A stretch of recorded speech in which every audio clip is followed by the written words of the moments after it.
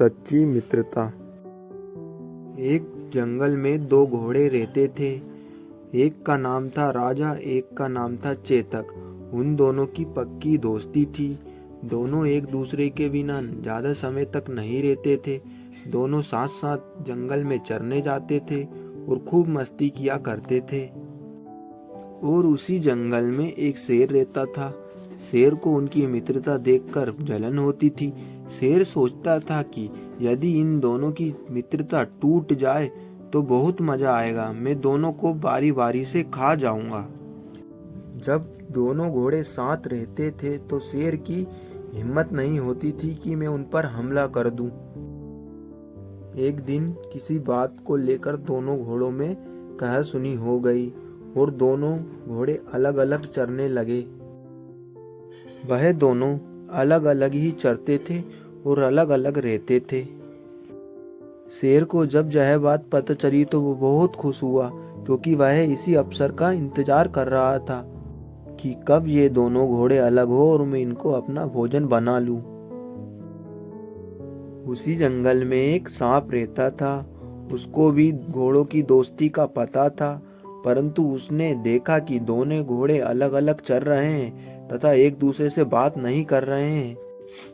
तो वह राजा घोड़े के पास गया और उससे पूछा, क्यों घोड़े भाई, क्यों, क्या हुआ, तुम आज अकेले चल रहे हो? तो फिर राजा बोलता है कि मुझे क्या पता, होगा कहीं वो। फिर सांप दूसरे घोड़े चेतक के पास जाता है। उससे पूछता है कि भाई बताओ तो क्या हुआ तुम दोनों के बीच ऐसा? फिर चेतक बिना कुछ बोले वहां से चला जाता है।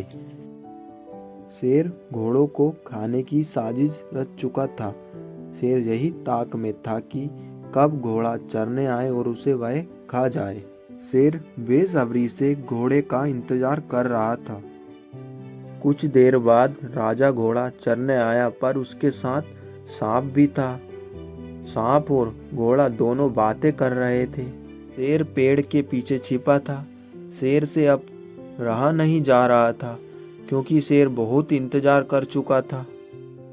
शेर अचानक से घोड़े और सांप के सामने आ गया और बोला, इसी समय का तो मैं इंतजार कर रहा था।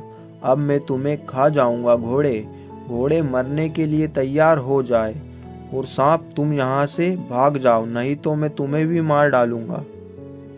फिर सांप बोलता है, अरे दोनों घोड़े जब साथ रहते थे तो तुम्हारी हिम्मत नहीं होती थी कि उन पर हमला कर सकूं। आज अकेले घोड़े को देखकर उस पर तुम हमला करने जा रहे हो। यह बात सुनकर शेर बोला, यह तो सही बात है कि दोनों घोड़ों जब साथ रहते थे तो मैं उन पर हमला नहीं कर सकता था, क्योंकि दोनों घोड़े मुझ पर भारी हो जाते थे। परंतु मुझे आज अवसर मिला है। मैं आज इसको खा जाऊंगा और अपनी भूख मिटाऊंगा। शेर ने जोर से दहाड़ मारी। उसकी दहाड़ सुनकर सांप वहां से डरकर भाग गया। अब राजा घोड़ा अकेला रह गया था। अब वह अकेला शेर का सामना नहीं कर सकता था। उसके पास शेर के आगे झुकने के अलावा कोई और दूसरा रास्ता नहीं था।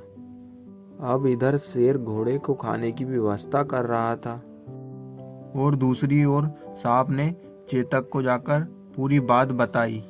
जब चेतक को यह बात पता चली तो वह बिना कुछ बोले वहां से जंगल की ओर चला गया।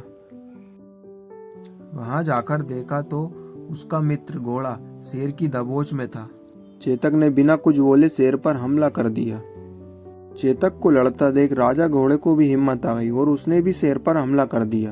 अब दोनों घोड़ों शेर पर बार पे बार किए जा रहे थे। शेर को डर लगने लगा था, क्योंकि दोनों मित्र उस पर हावी हो गए थे। शेर को डर लगने लगा था और वह अपनी जान बचाकर उस जंगल से भाग गया। फिर दोनों मित्र एक दूसरे के पास आए और राजा घोड़ा बोला, मेरे मित्र मुझे माफ कर दो। ना अपनी दोनों की दोस्ती में दरार आती और ना इसका शेर फायदा उठा पाता। तो इस पर दूसरा घोड़ा बोला, नहीं मेरे मित्र, तुम्हारी भी कोई गलती नहीं है, मुझे भी माफ कर दो। फिर राजा घोड़ा बोला, तुम मेरे सच्चे मित्र हो। अगर आज तुम यहाँ नहीं आते तो शायद शेर मुझे खा जाता। और अब दोनों घोड़ों ने एक दूसरे से न बिछड़ने की कसम खाई।